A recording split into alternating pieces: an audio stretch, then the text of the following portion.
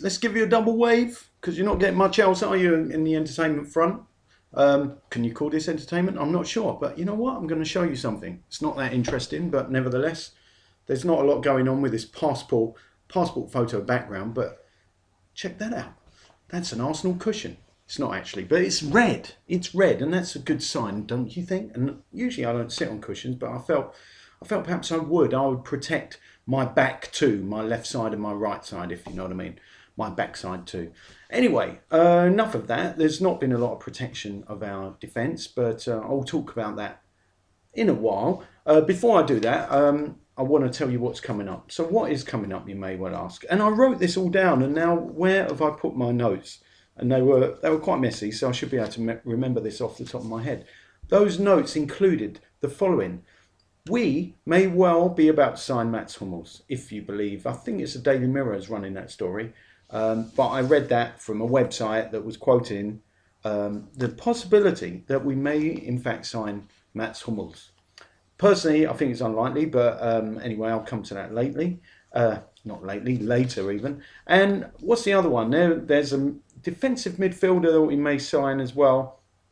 His surname is Suarez, I believe. And he's also got another surname which doesn't use very often, and that is Mata, like the Manchester United former Chelsea player Juan Mata. But this is not Juan Mata. This is another Mata entirely. Sorry, it wasn't particularly a joke, but that's the way it came out. Anyway, it's another Mata entirely. Whether or not we're going to sign, I think his name is Mario Suarez Mata. I don't know an awful lot about him. I can tell you now he's 27, hasn't played for Spain just yet, but is at Atletico Madrid. Anyway, I'm going to talk about that first, those possible transfers, so that if you're only interested in the transfers, you can switch off after that point and then listen to me moan about the team, which is just about what everyone else is doing on the internet at present. Moaning about the whole City game, probably. Mostly, in fact, I'd say I'm going to spend my entire time moaning about that. But I don't think it's going to be a long vlog. But you never know. Never know with me. I'm a little bit unpredictable. A bit like our attack. No, actually, our attack are doing the business with 2 goals. But anyway, that's another story. As I've lost my notes, I'm just going to have a go at this without any at all. But it's not particularly surprising, is it? Right, it means I can actually look into the camera and then, if someone took a still shot of this, might be able to use it as a passport photograph because I've got to renew pretty soon, actually. But that reminds me not to talk about things that are not related to football. I could also talk about some other things not related to football, but I won't because I bore you enough as it is. But what I will do, I will talk first of all about this Mata. What's his name? Mario Sanchez Mata. Mata, yes. What's the Mata? Mario Sanchez. That's the Mata.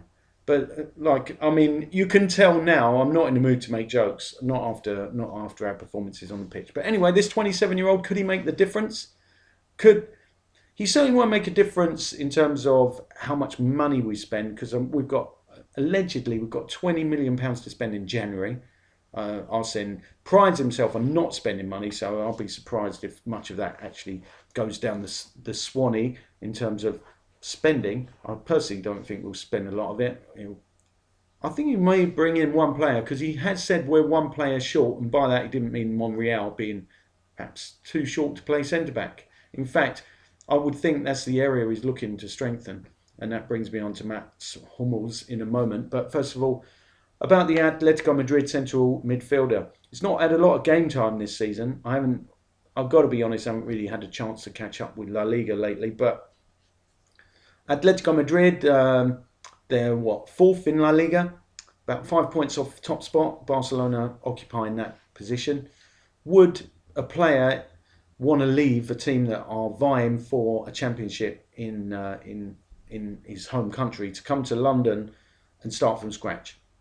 Personally, I think there's a chance he would. If there's a real interest in this player, I could actually see him making the move, just like Monreal did. Monreal's not a Spanish international regular, is he?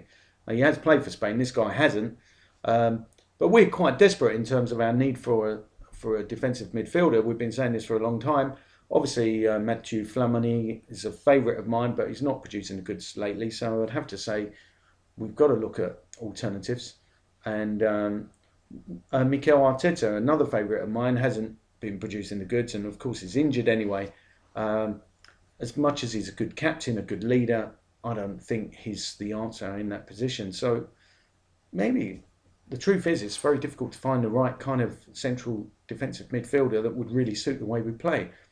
We could have brought Fabregas back, but I'm not saying any more about that. Uh, you all know exactly how I feel on that subject. Anyway, what about central defence? There's been an awful lot of criticism about Per Mertesacker's performance in the last game, which has led to a lot of people linking us with Mats Hummels once more. And Mats Hummels, from my point of view, I'd have to say he's got to be one of the best central defenders in the world, if not the best. If it were me and I had control of the purse strings, I would tell Arsene Wenger, just spend whatever you want, bring this guy in. Because he's not only a good defender, he's also good from an offensive point of view. When you've got a dead ball situation, he's liable to nick a goal for you. So good at both ends, and that's exactly what I want in a central defender. People have been saying that Per Mertesacker hasn't got it anymore. Um, I'm not jumping to conclusions there. No knee-jerk reactions from me. Yes, he was to blame for one of Hull City's goals, but there were other players to blame for other incidents that went on during that game. And well, our team didn't exactly play out of their skin, did they? Let's face it. So I'm not going to put all the blame on Per Mertesacker. Just a couple of weeks ago, people were talking about him as a new captain. Now suddenly they want him dropped. To me, there's no sense in that kind of mentality. Got to have a bit of stability at the club. We either believe in Per Mertesacker or we don't, or we give him a certain amount of time to prove himself. At the moment, yes, he's had not one of his best games. I'd leave it at that. He was playing alongside Nacho Monreal, and that clearly is going to affect you, because nothing against Nacho Monreal, but he's not a central defender. We all know that. He's a decent left back, could possibly play left side midfield, but it's a bit of an ask to bring him back into central defence after he's only just started playing there. That was in the pre-season, and he looked okay, but nothing special. And losing Laurent Koscielny to this Achilles injury is serious, believe you me. I'm really worried about that, because ultimately I'm afraid our medical staff are going to start injecting his Achilles every match, because apparently he's suffering from Achilles tendonitis in both Achilles. And I've had Achilles injuries myself in the past, and I can tell you it takes a very long time to heal up properly, and that really worries me. Tendonitis is a nagging injury, and it's a difficult one to shake. So personally, I think we do need to shop and bring in a top quality central defender, and that one would be Mats Hummels for me. According to media reports, he will cost in the region of £32 million. Borussia Dortmund not doing that well at the moment. They're how many points from? They're quite near the bottom of the Bundesliga in terms of not many points off a playoff spot when it comes to relegation, and that's not where they want to be. But they were good enough to beat us in the Champions League. So my first question was, why would Mats Hummels want to jump ship to join us when we got beaten by his current team? But then the next question would be, how much are we paying him? And I think we're paying competitive wages, or more than competitive wages nowadays. So perhaps he would jump ship. I would just move heaven and earth to bring in Mats Hummels. £32 million is a snip for a player with that ability. When you think Rio Ferdinand, another excellent centre-back in my opinion, how much did he cost back in the day? Wasn't it 35 million when Manchester United signed him from Leeds? And even before that, it cost a lot of money when Leeds signed him from West Ham. So if the player's good enough, he's worth it. So let's spend more than £20 million on bringing Mats Hummels in. If we bring Mats Hummels in, perhaps we don't even need a central midfielder, because then we could possibly even try Callum Chambers there. For me, Callum Chambers is one of the best defenders, English young defenders that I've seen ever. Obviously, Rio Ferdinand was a very good one as well, but could Callum Chambers go on to emulate Rio? Perhaps he could, in my opinion. I know it's early yet, so let's hope nothing goes wrong for him. But so far, we've got to be pleased with him. The only thing we're not so pleased about is him picking up yellow cards, which forced him to be suspended for the whole City game when we desperately needed him. Having said that, Hector Bellerin, I thought played pretty well. Um, Everyone's saying no one deserved credit during for that game. Oxlade-Chamberlain's been slated by many, not me, but he's been slated. Who else? The only players who emerged, according to many reports, with credit were Alexis Sanchez and also Joel Campbell. Campbell as a substitute and looked quite useful. And that's no surprise, really. Joel Campbell looked pretty useful in the World Cup. The question is, why hasn't Arsene Wenger given him more chances? And I can't really answer that. Um, I don't understand it particularly.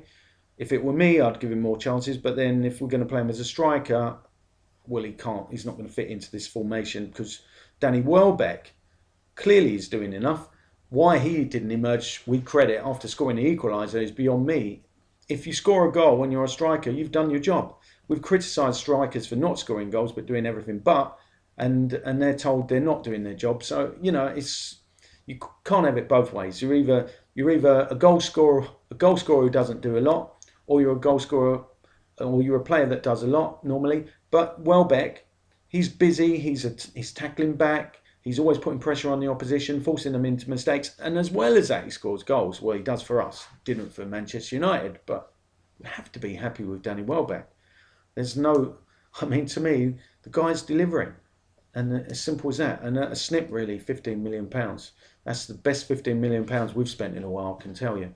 So then, just looking through the team, I just think, really, we're just suffering from the number of injuries we've had, and obviously there's been a lot of talk about Shad Forsyth and what changes were going to happen under him, and now that he's part of the medical team. Well, clearly, one thing he can't prevent is our players getting kicked to shreds, because it still goes on, and referees are not always protecting our players, but there's more to it than that. I just feel we.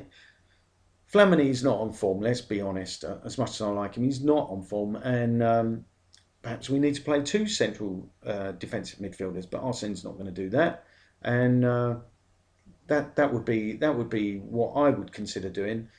I think we're just running out of options because of the size of the squad. Simple as that. So nothing to get too disheartened about, or is it? Because when I was looking at predictions prior to that game against Hull City, most of our fans, more than 50% of our fans on the official website, said that in our next 4 league games, which is against lesser opposition, let's say, they're expecting to get 12 points. I was laughing at that, actually. I thought, I'll be happy with 10. 10 from 4 games is not a bad return. But now, of course, we've only got 1 from the Hull City game, so we need another 3. And well, we've got, who have we got? We've got Swansea coming up soon, I know that, and that's Fabianski. He's keeping goal for them.